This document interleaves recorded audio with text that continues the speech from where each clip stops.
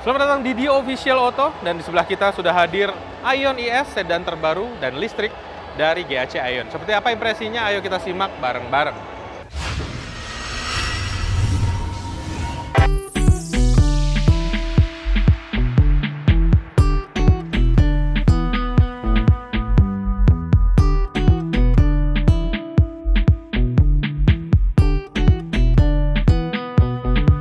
Aion ES hadir di segmen sedan dan listrik yang sangat jarang sebenarnya, bahkan untuk sedan konvensional untuk pasarnya itu cukup kecil, tapi kehadirannya itu cukup menarik ya.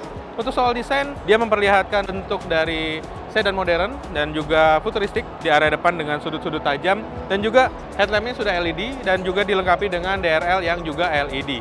Menuju ke belakang, kita akan melihat taillightnya berbentuk menyambung yang juga menjadikan kesan sedan ini lebih futuristik. Untuk daya angkutnya, dia di angka 450 liter, jadi bagian belakangnya ini cukup lega ya untuk berkendara atau bersama keluarga membawa banyak barang bawaan. Nah, saya lebih penasaran sebenarnya bagaimana sih rasa duduk di sedan ES terbaru ini. Nah, sekarang kita akan coba ke baris keduanya. Let's go! Nah, selain soal performa dan juga kenyamanan pada baris pertama, kita akan coba bagaimana sih impresi di baris kedua. Dan sekarang kita sudah ada di baris keduanya dari Aion ES. Seperti yang Anda lihat, sedan ini menawarkan sumbu roda sekitar 2,7 meter dan ini berdampak pada tawaran ruang kaki yang lega pada baris kedua. Sebagai penumpang dengan tinggi badan 170 cm dan bobot 80 kg, ini cukup lega ya. Terutama ini posisi kursi saya tadi untuk berkendara, dan ini masih menyediakan ruang yang cukup besar gitu. Untuk di bagian joknya, bahannya sudah kulit yang nyaman, sudutnya juga cukup rendah ya, dan ini seperti kenyamanan pada sedan premium lainnya, dan ini cukup enak untuk di jalan ke luar kota atau perjalanan jauh. Kemudahan atau kenyamanan di baris kedua hadir lewat lubang AC di bagian tengah, di bagian bawah, kemudian pengisian daya port di bagian bawah juga gitu, dan kiri kanannya sudah ada speaker. Dan itu aja impresi kita soal baris kedua dari sedan Aion ES ini. Setelah ini kita akan coba gimana sih impresi singkatnya menggunakan sedan GAC Aion ES terbaru di area test drive di Gias 2024. Let's go!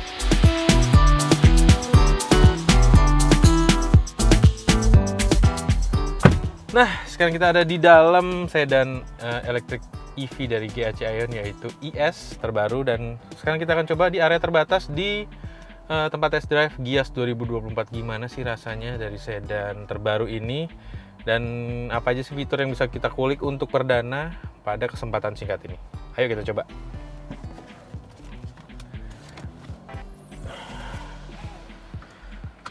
Oke, siap. Pengaturan dulu. Masih manual, belakang dan mundur, tinggi dan rendah, rebah dan tegak.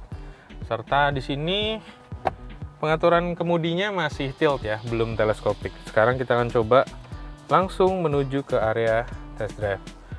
Masukin transmisinya seperti pada mobil elektrik lainnya menggunakan dial, dan ini memberikan kesan yang futuristik ya. Untuk kesan pertama, saya mau bilang soal desain ya. Apa yang ditawarkan sih dari si ES ini untuk sisi pengemudi. Untuk area pengemudinya, di sini kita melihat meter cluster ya, berukuran layar TFT dengan ukuran sekitar 3 inci di bagian tengah. Lalu kemudian ada dua lingkaran di kiri dan kanannya menunjukkan speedometer, juga untuk menunjukkan power baterai dan pengisian baterai dengan regeneratif ya. Ini cukup jelas informasinya, meski untuk area layar TFT-nya ini berukuran kecil ya, dan kita mesti harus melihat beberapa kali ya untuk mengetahui informasi di dalamnya. Untuk lingkar kemudinya punya desain yang cukup unik ya. Dia hanya punya palang di 9 dan 3. Tidak ada area di bagian bawah nih yang biasa bentuk T gitu ya. Ini hanya sebuah horizontal gitu, dengan tombol di kiri dan kanannya. Untuk pengaturan sini saya bisa melihat ada adaptive cruise control gitu misalnya, dan juga mode hiburan untuk mengganti volume, dan juga mungkin untuk radio mengganti siaran radio. Dan ini cukup nyaman ya digenggam, meski ukurannya menurut saya sih sedikit agak terbesar ya, tapi cukup nyaman digenggam. Untuk sekelas sedan cukup unik sih sebenarnya dengan ukuran lingkar kemudi seperti ini. Kenyamanan lainnya tentu saja ada head unit. Di sini sekitar 8 inci yang memuat berbagai macam pengaturan untuk kendaraan. Seperti yang kita tahu, pabrikan-pabrikan China umumnya memberikan pengaturan pada layar utama ini. Dan ini saya nggak tahu untuk head unitnya apakah ini akan juga ditawarkan di Indonesia, karena rumahannya alias case-nya gitu terlihat tebal ya. Dan ini membuat kesan si head unitnya jadi terlalu kecil, dimana ini menjadi tempat pengaturan padahal ya. Semoga sih agak lebih besar sedikit yang ditawarkan di Indonesia gitu. Tapi GAC Aion masih menawarkan tombol kapasitif untuk beragam pengaturan AC di bagian bawah, dan ini saya seneng banget.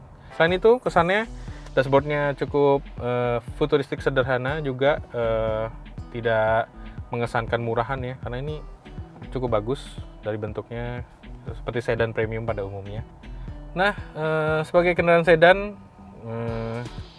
GAC Aion nyuruh kita untuk cobain water obstacle yang diberikan Gias di area pengujian kali ini, dan kita lihat sih seberapa PD-nya dia dengan produknya ini untuk melewati genangan air yang kira-kira setinggi 30 cm kali ya, 40-50 cm gitu. Dan coba, tidak ada kesulitan untuk menanjak ya. Dan sekarang kita akan masuk ke genangan air. Untuk departure angle juga approach angle-nya ini cukup memudahkan ya dengan berbagai kondisi jalan. Biasanya kan sedan takut dengan jalan yang tanjakan atau turunan karena bisa kena di bagian bawah, ini ternyata tidak, lumayan. Nah, sekarang kita akan coba ke menu utama dari mencoba GAC Aion ES ini. Sedan ini menawarkan tenaga sekitar 100 kW atau sekitar 135 horsepower dengan torsi 225 Nm, dan jarak jangkauannya itu sejauh 400-an kilometer, yang itu salah satu tawaran tenaga juga jarak tempuh yang cukup aman ya untuk dipakai sehari-hari mungkin, atau sedikit keluar kota itu cukup nyaman digunakan. Untuk kesannya pada pengujian kali ini, torsi yang diberikan tuh memang sesuai dengan ciri khas kendaraan listrik, dia cukup instan. Dan kita ini lagi ada di mode normal. Mode normal, dia ada beberapa mode berkendara yang bisa dipilih, dan kita ada di mode normal, dimana tenaganya itu disalurkan ke roda depan. Dan untuk beberapa manuver seperti yang Anda lihat, ini bisa dilakukan dalam satu kali helaan kemudi, dan itu tentu cukup nyaman ya untuk daerah perkotaan. Dan untuk pilihan Eco, kita akan coba, kesannya akan dirasakan itu tenaganya tetap instan tapi sedikit tidak terlalu agresif ya, dan sport nanti dia akan lebih agresif lagi. Yang paling menarik sebenarnya adalah tawaran iPedal. Jadi dia di sini ada fitur iPedal di mana pengemudi bisa hanya menggunakan satu pedal ya, pedal akselerator sebelah kanan.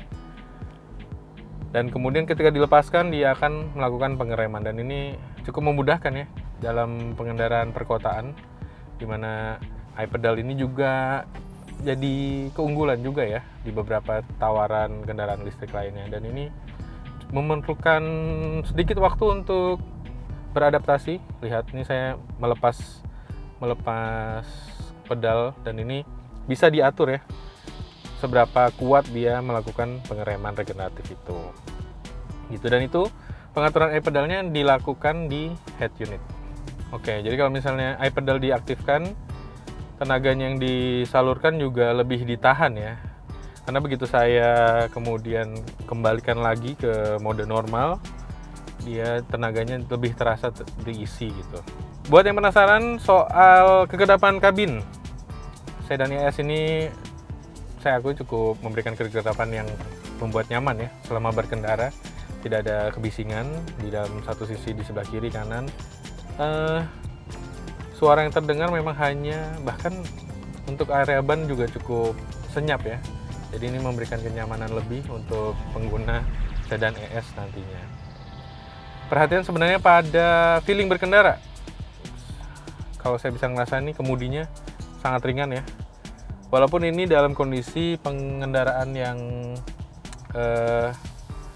lambat ya, sehingga kayaknya sengaja dimudahkan, tapi ketika cepat masih tetap mudah digerakkan. Dan ini plus minus sih, ketika kecepatan lebih tinggi kemungkinan untuk lebih stabilnya juga mungkin berkurang, tapi di sisi lain juga tidak memberatkan ya, lebih mudah untuk dikendalikan. Kenyamanan suspensinya hadir dari suspensi jenis McPherson strut di depan, kemudian rear axle-nya dia menariknya tidak independen, sehingga dirasakan sih sebenarnya masih stabil ya di kondisi jalan seperti ini. Juga kemudian untuk melewati area speed trap dia tidak terlalu keras, masih dibilang lembut untuk sebuah sedan. Ini karakternya cocok banget untuk jadi kesan yang lebih premium. Nah, itu dia impresi singkat kita dengan sedan listrik terbaru dari Aion, yakni Aion ES. Sedan ini menawarkan harga yang juga cukup kompetitif dan juga mengejutkan sebenarnya untuk sebuah merek yang baru hadir di Gias 2024. Sedan Aion ES ini ditawarkan di angka 386 juta dan sudah bisa dipesan saat ini untuk kemudian akan menjadi milik Anda dalam beberapa bulan mendatang. Dan pastinya kehadiran model ini jadi salah satu tawaran menarik ya untuk pasar mobil listrik di tanah air, karena beberapa waktu ini model-model seperti SUV banyak ditawarkan di kelas segmen kendaraan listrik, dan dengan bentuk sedan ini jadi ada tawaran lain nih untuk bagi yang Anda gemar dengan kenyamanan dan juga keunggulan dari model-model sedan pada umumnya. Nah, itu dia tadi impresi singkat kita dengan sedan Aion ES. Dan buat Anda yang ingin mengetahui informasi terkini seputar otomotif di Indonesia, jangan lupa saksikan Auto.com, Carvaganza.com, dan Zikwil.co.id. Dan jangan lupa subscribe channel ini di Official Auto untuk mendapatkan video terbaru seputar otomotif di Indonesia. Sampai jumpa di video selanjutnya.